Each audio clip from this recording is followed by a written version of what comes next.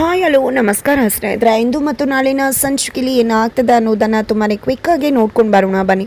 ಇಲ್ಲಿ ಭಾಗ್ಯ ಕ್ಯಾಂಟೀನಲ್ಲಿ ಇರಬೇಕಿದ್ರೆ ಆದಿ ಮತ್ತು ಭಾಗ್ಯ ಇಬ್ಬರು ಕೂಡ ಒಳ್ಳೆ ಜೋಡಿ, ನೀವಿಬ್ಬರು ಗಂಡ ಹೆಂಡತಿ, ಖಂಡಿತ ಕಡಿಮೆ ದುಡ್ಡಲ್ಲಿ ಒಳ್ಳೆ ಊಟ ಹಾಕ್ತಿದ್ರ ಅಂತ ಹೇಳಿದಾಗ ಈ ವ್ಯಕ್ತಿ ಅಲ್ಲ ಇವ್ರ ಗಂಡ, ನಿನ್ನೆ ಒಬ್ರು ನೋಡಿದ್ವಿ ಅವರಂತೆ ಇವ್ರ ಗಂಡ ಎಲ್ಲೂ ಹೋಗಿದ್ರಂತೆ ಇವಾಗ ಬಂದಿದ್ದಾರೆ ಅಂತ ಹೇಳಿ ಇನ್ನೊಬ್ರು ಹೇಳ್ತಾರೆ.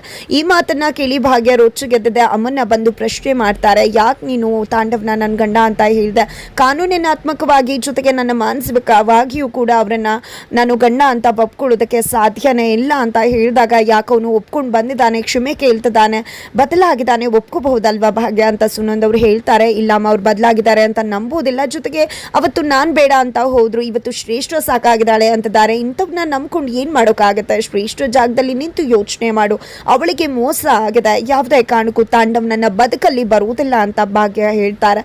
ಇದನ್ನು ಕೇಳಿಸ್ಕೊಂಡಂತ ಅದಕ್ಕೆ ತುಂಬಾನೇ ಖುಷಿ ಆಗತ್ತೆ. ಆದಿ ಭಾಗ್ಯಗೆ ಮದುವೆ ವಿಷಯ ಮಾತಾಡಬೇಕು ಅನ್ಕೊಂಡಿರ್ತಾರೆ, ಬಟ್ ಈ ಸಮಯ ಬೇಡ ನಾಳೆ ಮಾತಾಡೋಣ ಅಂತ ಅನ್ಕೊಂಡು ಅಲ್ಲಿಂದ ಹೊರಡ್ತಾರೆ. ನಂತರ ಇಲ್ಲಿ ತಾಂಡವ ಹತ್ರ ಬಟ್ಟೆ ಇರೋದಿಲ್ಲ, ಹಾಕೊಂಡಿರೋದು ಇನ್ನೊಂದನ್ನೇ ಹೊಕ್ಕೋತಿರ್ತಾರೆ.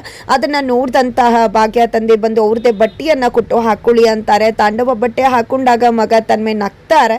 ಇದನ್ನ ನೋಡಿದ ತನ್ವಿಗೆ ತುಂಬಾ ಬೇಜಾರ ಆಗತ್ತೆ. ಅಮ್ಮನ ಹತ್ರ ಹೋಗಿದ್ದೆ, ದುಡ್ಡು ಕೊಟ್ಟು ಅಮ್ಮ ಅಪ್ಪಂಗೋಸ್ಕರ ಒಂದು ಬಟ್ಟೆ ಬುಕ್ ಮಾಡಿ ಕೊಡಮ್ಮ ಅಂತ ಕೇಳ್ತಾಳೆ. ಭಾಗ್ಯ ಕೂಡ ಬಟ್ಟೆ ಬುಕ್ ಮಾಡಿ ಕೊಡ್ತಾರೆ. ಇದರ ನಡುವೆ ಮನೆಗೆ ಹಾಲಕ್ಕಿ ನುಡಿತೈತೆ ಅಂತ ಹೇಳಿ ಒಬ್ಬ ವ್ಯಕ್ತಿ ಬಂದಿದೆ. ಈ ಮನೆಯಲ್ಲಿ ಮಾಂಗಲ್ಯ ಭಾಗ್ಯ ಇದೆ ಒಬ್ರಿಗೆ ಅಂತ ಹೇಳ್ತಾರೆ. ಕುಸುಮ ಅವರು ಬಂದಿದೆ, ಅದು ಭಾಗ್ಯಗೆ ಅಂತ ತೋರಿಸಿದಾಗ ಈಕೆಗೆ ಹುಣ್ಣಿಮೆಯೊಳಗೆ ನೆಕ್ಸ್ಟ್ ಹುಣ್ಣಿಮೆಯೊಳಗೆ ಮಾಂಗಲ್ಯ ಭಾಗ್ಯ ಸಿಗಬೇಕು, ಇಲ್ಲ ಅಂದರೆ ಇನ್ನೆಂದೂ ಕೂಡ ಈಕೆಗೆ ಮಾಂಗಲ್ಯ ಭಾಗ್ಯ ದೊರಕುವುದಿಲ್ಲ ಅಂತ ಹೇಳಿ ಭವಿಷ್ಯವನ್ನು ನುಡಿತಾರೆ. ಅದನ್ನು ನೋಡಿದ ನಿಜಕ್ಕೂ ಕುಸುಮ ಅವ್ರಿಗೆ ಶಾಕ್ ಆಗ್ತದೆ.